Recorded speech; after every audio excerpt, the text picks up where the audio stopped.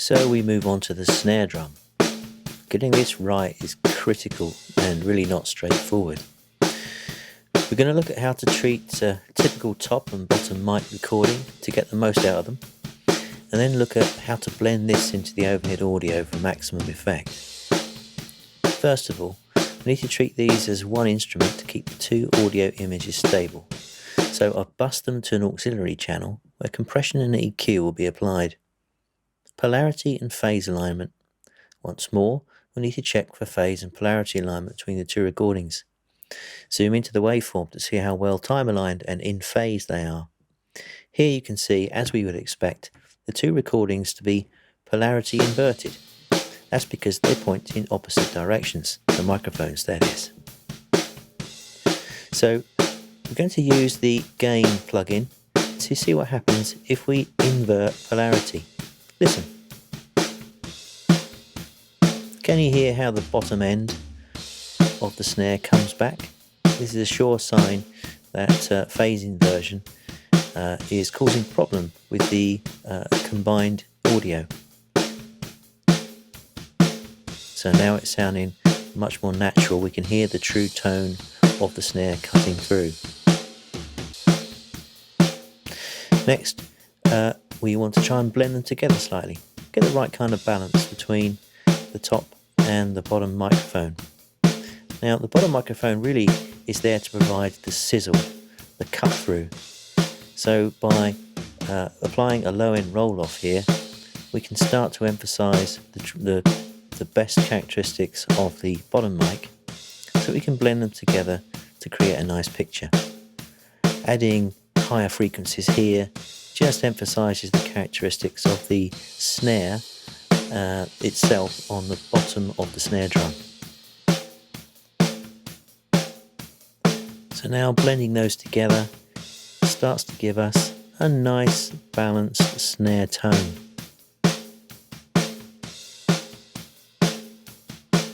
Now, one of the main things you'll hear with the snare, obviously, is bleed. You're going to be hearing other instruments.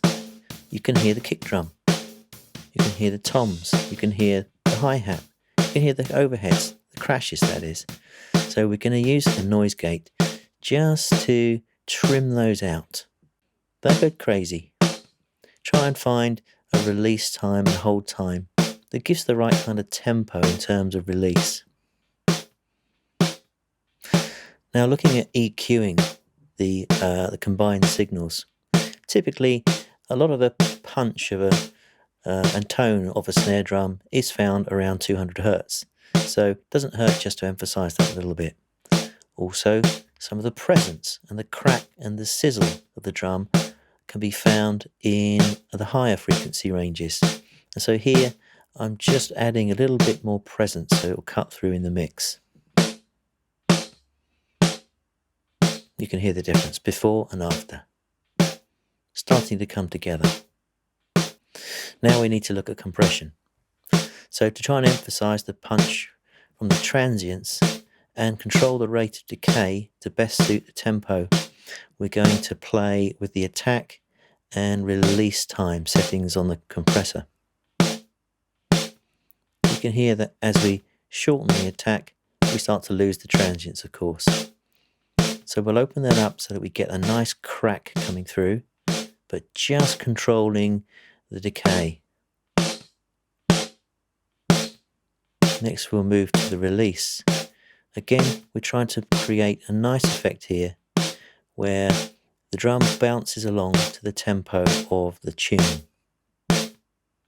So by adjusting the release, we can try to achieve that somewhat.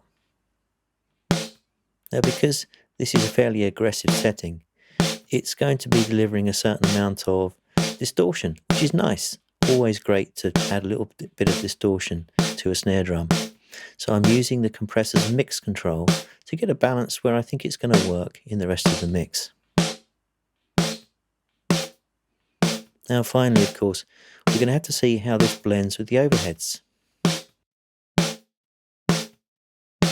And here they are. So we can fade them out and in, just to check that they're kind of in the right ballpark. later on we will be doing some time alignment between the snare and the overheads as a further exercise, just to fine tune them. Just for now, we're going to be just checking that we think we're getting a good image